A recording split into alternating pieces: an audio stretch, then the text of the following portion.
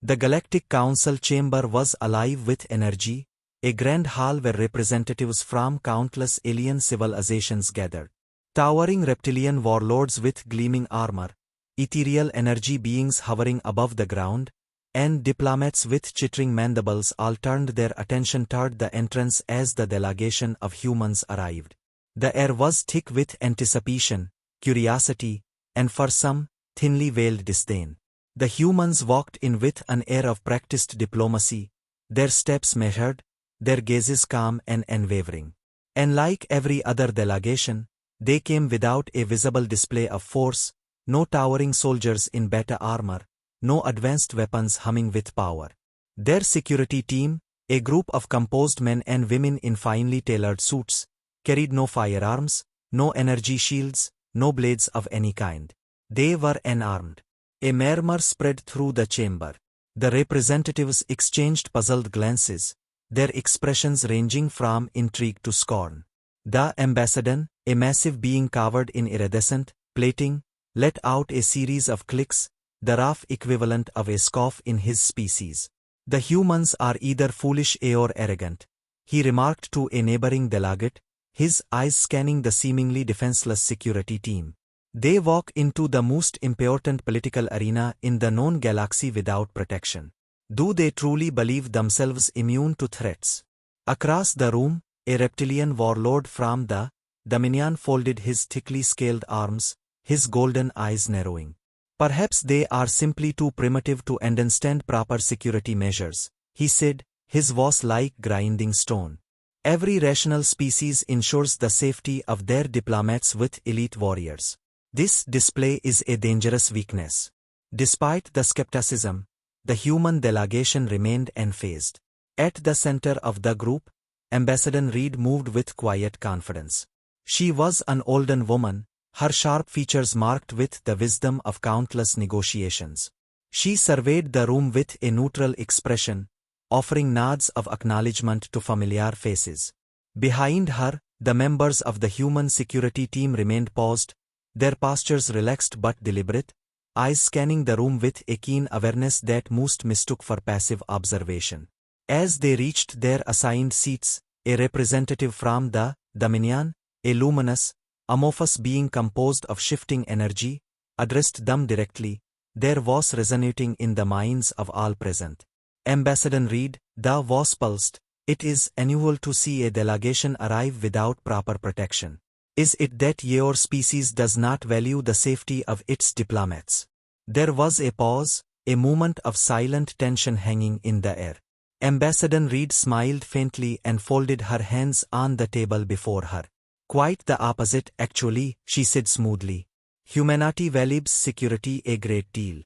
We simply approach it differently than most. Her words did little to ease the confusion in the room. The ambassador let out another disdainful click. An interesting way to justify recklessness, he sneered. Do you truly believe no one would dare strike against you here? That the council's laws are enough to keep you safe? Reed tilted her head slightly, as if considering his words. We acknowledge that threats exist, she said. But one should never assume that just because you don't see a weapon, there isn't one present. The statement was met with skepticism, even mild amusement from some delegates. The warlord exhaled sharply, the equivalent of a scoff among his kind. Spoken like a species that has never faced true conflict, he said dismissively. Your people have always been fragile, reliant on tools to compensate for your lack of natural defenses. Even now, you sit before us with nothing to protect you but words. It is foolish. Ambassador Reed met his gaze evenly. There was no arrogance in her expression, only quiet certainty. Words, she said, have built empires, started wars, and ended them. Underestimating them is often the last mistake a leader makes. The warlord gave a low growl but said nothing more. The murmuring in the chamber continued, speculation running wild about whether humanity's unarmed security was a bold statement, a miscalculation, or something else entirely.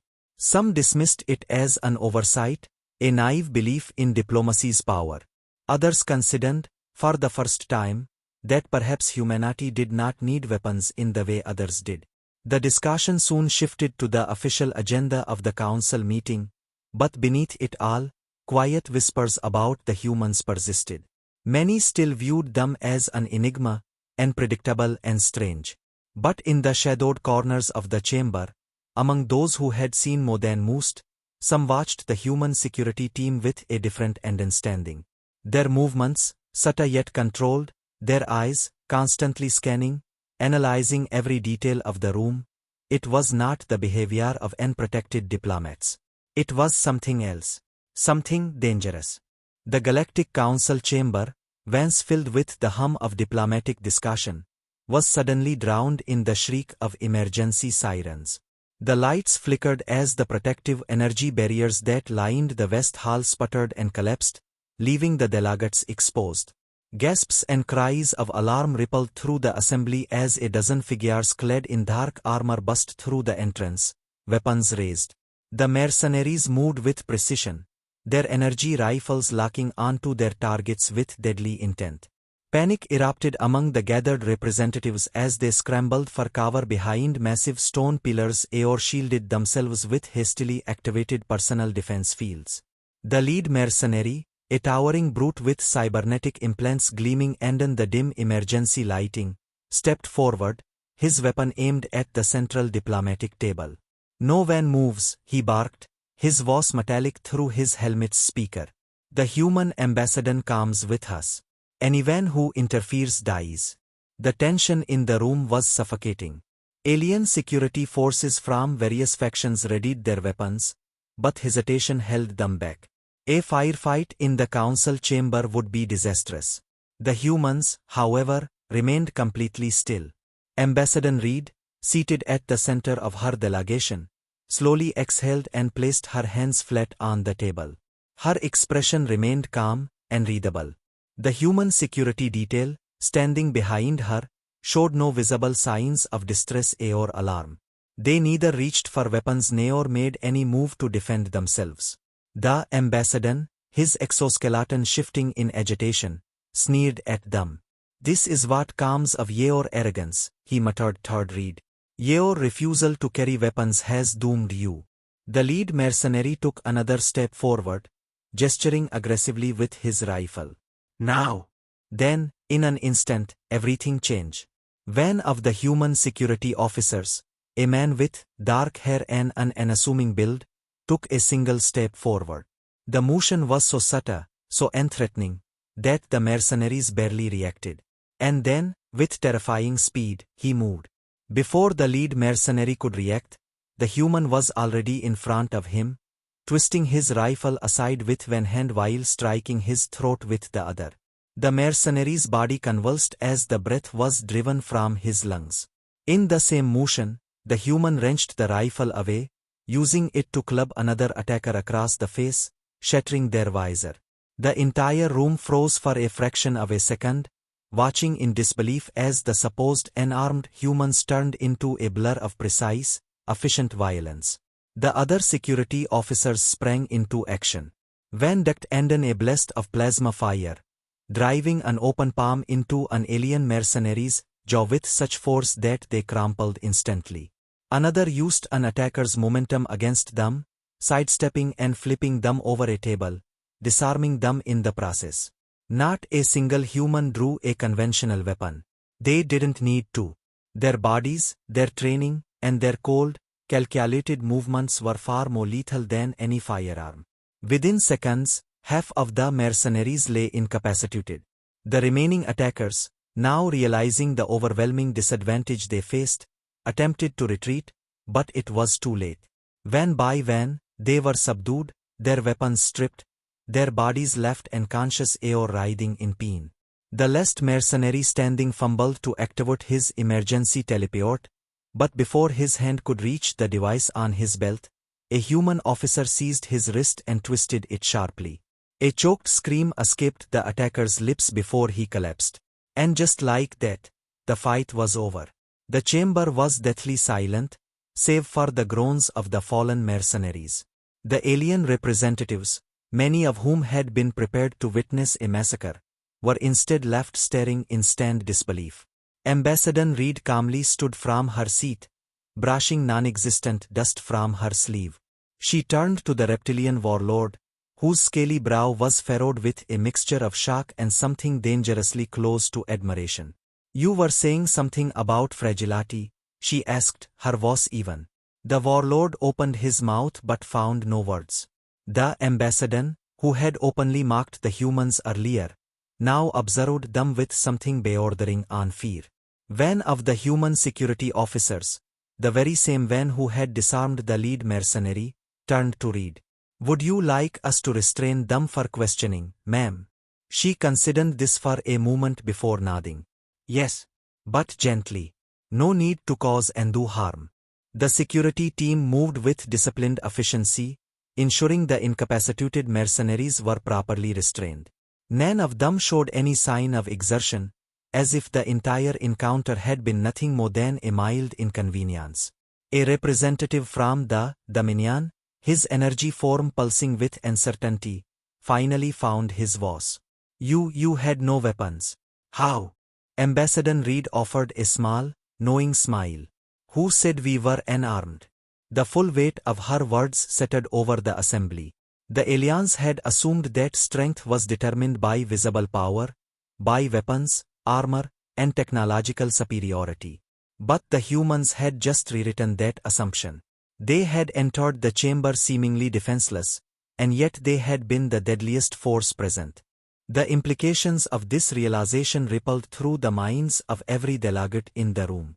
If human diplomats, they're supposed, were capable of this level of efficiency and brutality, then what of their actual soldiers? What unseen depths of lethality did their species possess? The Galactic Council chamber was tense, filled with the low hum of nervous conversation as the aftermath of the attack settled into the minds of the assembled diplomats. The defeated mercenaries had been dragged away, but their presence still lingered like a ghost in the room. The human delegation sat calmly, seemingly unshaken by the attempted abduction of their ambassador. In stark contrast, the other species still reeled from the event, their minds struggling to comprehend what they had witnessed.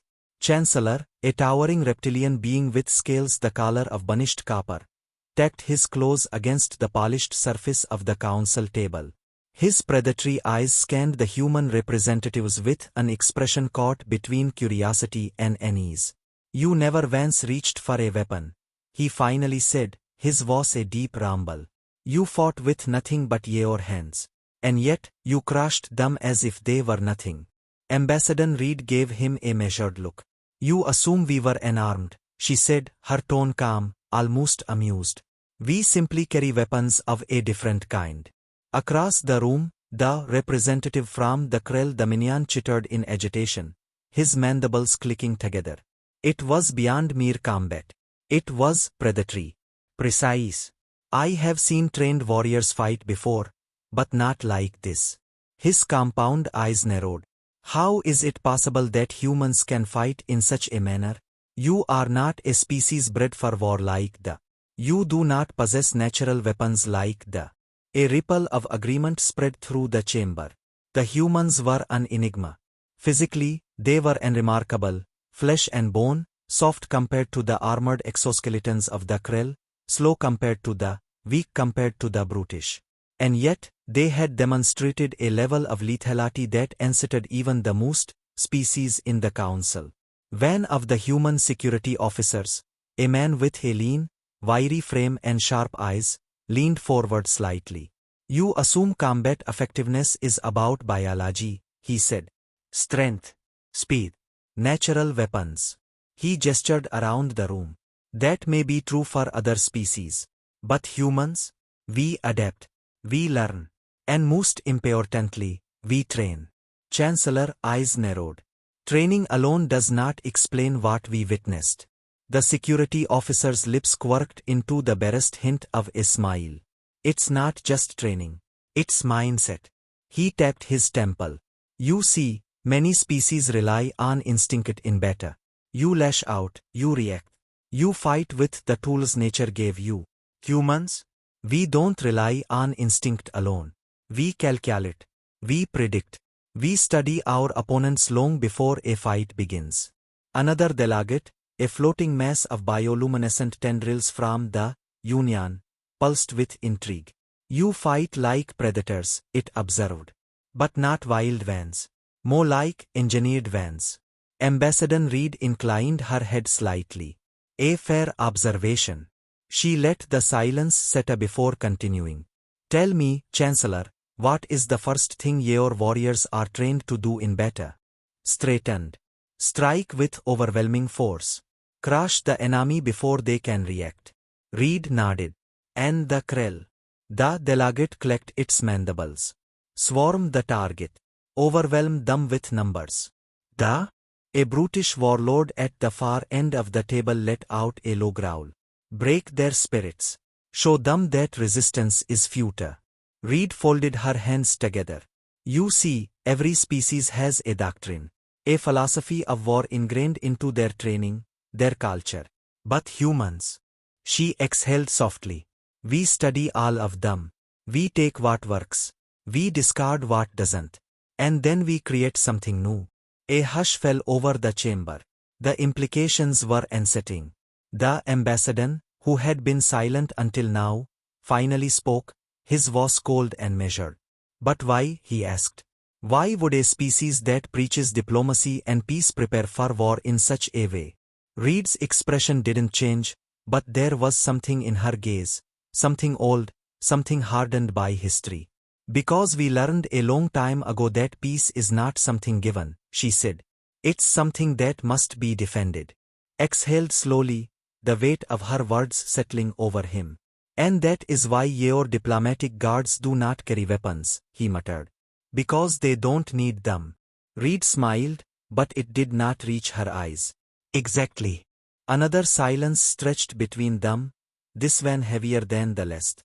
The assembled diplomats exchanged glances, no longer looking at the humans as mere political players.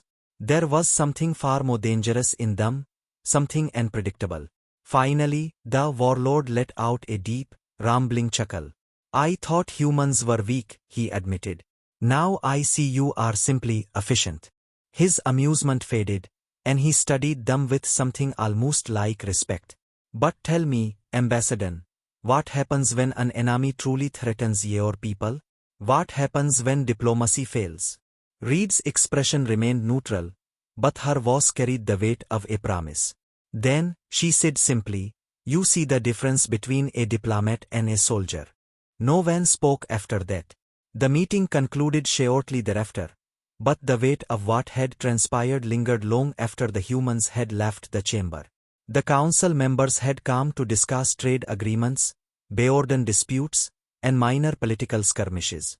Instead, they had been given a glimpse into something far greater, a truth hidden beneath the surface of humanity's carefully curated image of diplomacy. They had assumed humans were fragile, that their strength lay in their technology and alliances. But now they saw the truth. The most dangerous weapon humanity wielded was not their ships or their weapons. The Galactic Council chamber was quieter than usual, the atmosphere thick with unspoken tension. The recent events had left the delegates uneasy, their perception of humanity irreversibly altered. What had been dismissed as a species of diplomats and traders had revealed itself to be something far more formidable, something unpredictable. At the head of the chamber, Chancellor sat in contemplation, his reptilian fingers tapping absently against the smooth surface of the table. Before him, a holographic display replayed the footage of the human security officers neutralizing the mercenary threat without weapons. It was clinical, precise, and disturbingly efficient. He had witnessed battles before, seen warriors of countless species engage in combat, but this was different. There was no hesitation in the humans' movements, no wasted effort. They moved with purpose, analyzing and dismantling their opponents with a level of control that defied conventional warfare. Beside him, the Krell delegate, an diplomat with iridescent piety, let out a chittering sigh. We have miscalculated, it admitted. Humans are not what we assumed them to be. Across the table, the representative's bioluminescent tendrils pulsed slowly in a pattern of deep concern. They do not fight for conquest, it observed. They fight for survival. And when they do so with an efficiency that rivals any species in this chamber. A deep, rumbling growl filled the space as the warlord leaned forward, his massive, armored frame radiating tension. I have faced countless warriors, turned through legions of soldiers. But what I saw from those humans. He exhaled, the growl fading into something more thoughtful. It was like watching a predator toy with its prey, except there was no pleasure in it. Only necessity. Gaze remained on the hologram. They were unarmed, he muttered, almost to himself. And yet, they were the most dangerous beings in the room. The chamber fell silent as those words settled. It was a realization they all shared, but no one had been willing to voice it so plainly.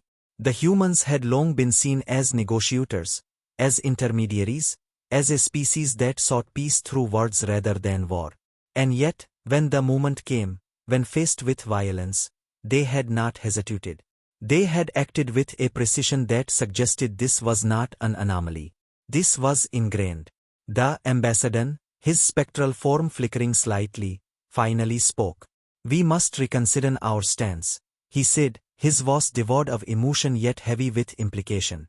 If we misjudge them again, it will not be mercenaries they dismantle. It will be us. A murmur spread through the room. The thought was unsettling. The Galactic Council was made up of civilizations that had long considered themselves the ruling powers of the stars. Some had built their empires through war, others through alliances, but none had ever imagined that a species like humanity, young, seemingly fragile, could pose such a profound threat. What do we do? The Krell delegate asked. We cannot afford to antagonize them. Nor can we ignore what we have learned. Finally shut off the hologram and turned to face the room. We will not make them our enemy, he said firmly. That would be folly. The warlord scoffed.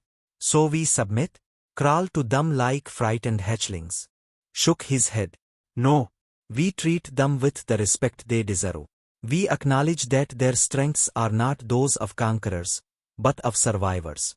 And above all, we remember that a species does not need to carry weapons to be dangerous. The room was silent again, but this time, there was an understanding in the air. The Galactic Council had been changed by what they had seen. The universe had just become a far more dangerous place, not because of human fleets or weapons, but because of the humans themselves. Finally, the representative pulsed a new color, when that signified resolution. Then it is decided, it said. We will not challenge them. We will ensure that we never give them a reason to truly show us what they are capable of. The Krell delegate nodded in agreement. For once, diplomacy may truly be the wisest course.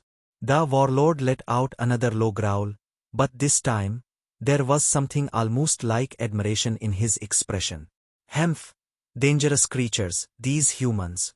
He leaned back, crossing his arms. I suppose it is better to have them as allies than enemies. Turned his gaze to the space where the human delegation had stood hours earlier. They had left with the same calm expressions they had worn upon arrival, as if nothing about the day's events had been of particular significance to them. But to the rest of the council, the illusion had shattered. Humanity was no longer a mystery, they were a warning.